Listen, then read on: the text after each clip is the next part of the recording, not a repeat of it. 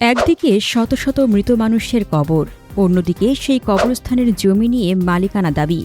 ঘটনাটি ফরিদপুরের নগরকান্দা উপজেলার কাইচাইল ইউনিয়নের ৫ কাইচাইল গ্রামের। অভিযোগ উঠেছে, প্রায় ২৮ বছর ধরে দুই গ্রামের মানুষের ব্যবহৃত একটি কবরস্থানের জমি সম্প্রতি নিজের নামে রেজিস্ট্রি করে নিয়েছেন সরোয়ার মাতুব্বর নামে এক ব্যক্তি। এ ঘটনাকে কেন্দ্র করে এলাকায় ব্যাপক ক্ষোভ ও চাঞ্চল্যের সৃষ্টি হয়েছে। স্থানীয়দের দাবি, মাঝিকান্দা ও ৫ কাইচাইল গ্রামের মানুষের জন্য নির্ধারিত এই কবরস্থানটিতে ইতিমধ্যে প্রায় ২০০ থেকে ২৫০ জন মৃত ব্যক্তির দাফন সম্পন্ন হয়েছে। দীর্ঘদিন ধরে এই দুই গ্রামের মানুষের একমাত্র কবরস্থান হিসেবে ব্যবহৃত হয়ে আসছে।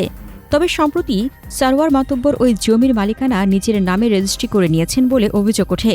শুধু তাই নয়, কবরস্থানের একটি অংশে বাথরুম নির্মাণ এবং সেখানে নিয়মিত ময়লা আবর্জনা ফেলার অভিযোগও করছেন এলাকাবাসী। আমরা পূর্বে থেকে শুনে আসতেছি যে আমাদের এই কবরস্থানটা আমাদের পাড়া অর্থাৎ পশ্চিম পাড়া এবং মধ্যপাড়ার এই মাঝিকান্দা এবং ৫ কাইচাইলের। কিন্তু এই জায়গাটা হঠাৎ একজন হুট করেই শুনি যে সে ৫% লিখে নিয়ে গেছে গোপনে। তো এবং একেবারে কবরের সাথেই একটা ওয়াশরুম দিয়ে রাখছে। এবং শুরুতে আমাদের মুরব্বীরা জড়িত ছিল, তাদের চলে যাওয়ার পর তারা অনেকেই মারা গেছেন। তারপরে আমাদের দেখাশোনা করতে হয়, কিন্তু আমরা এখন হঠাৎ করেই একটা নতুন সমস্যার সম্মুখীন হয়েছি। সেটা আমরা আগে অবগত ছিলাম না। এগুলোর প্রতি এই কবরস্থানের জমি যে কেউ দিয়ে আমরা শুনছি বিভিন্ন সময় যে নিজের জমি অনেক সময় কবরস্থানে দান করে, কিন্তু এখানে এই কবরস্থানের জমি নেওয়ার জন্য কিছু মানুষের হিড়িক পড়ে গেছে। এটা আমাদের জন্য খুব কষ্টের, যেখানে অনেক কবর আছে, অনেক শত শত কবর হয়ে গেছে, যেটা আমরা কিছুতেই মানতে পারতেছি না। আমি ভালো দেখতেছি না, সে একলা তার ব্যক্তিগতভাবে সে লিখে দিয়েছে জোরপূর্বক।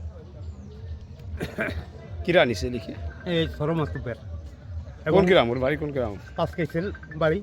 এবং এই জায়গায় আমার মার কয়বরও দেওয়া আছে, আমার চাচার কয়বরও দেওয়া আছে। আমরা আসলে এই ইয়াং জেনারেশন আমরা শুরু থেকেই জানি যে এই পুরো জায়গাটা কবরস্থানের, কিন্তু ইদানিং এসে জানতেছি যে কিছু একজন দুষ্ট লোকের সাথে সাথে থেকে ৫% জায়গা সে গোপনে লিখে নিছে এবং বেদখলও করে নিছে। আর আমরা আসলে গ্রামবাসী এটার একটা সুষ্ঠু বিচার চাই।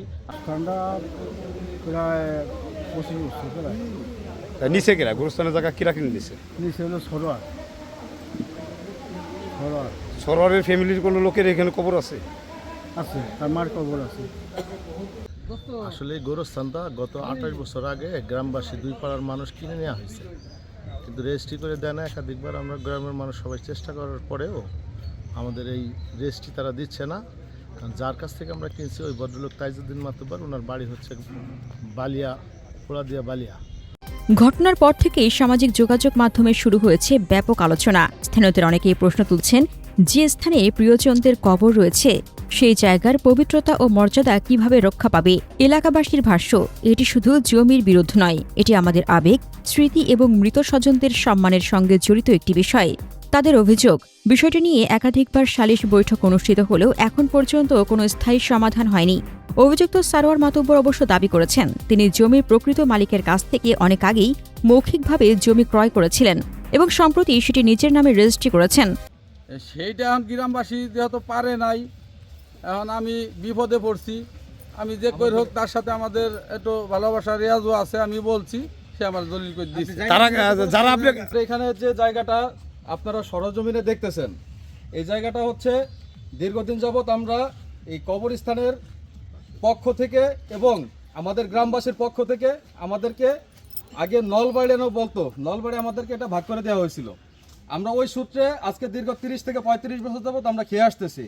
এখন এই কবরস্থান কেন্দ্রিক করে বিভিন্ন কূটনৈতিক কিছু লোকজন আছে, তাদের বিভিন্ন রকমের কূটনৈতিক পরামর্শের কারণে অনেক আপনার পদক্ষেপ এরা নেওয়ার কারণে হচ্ছে দেখা গেছে যে আমাদের এই জায়গার উপরে বেশ কিছু গাছ ছিল, গাছগুলা কেটে ফেলছে।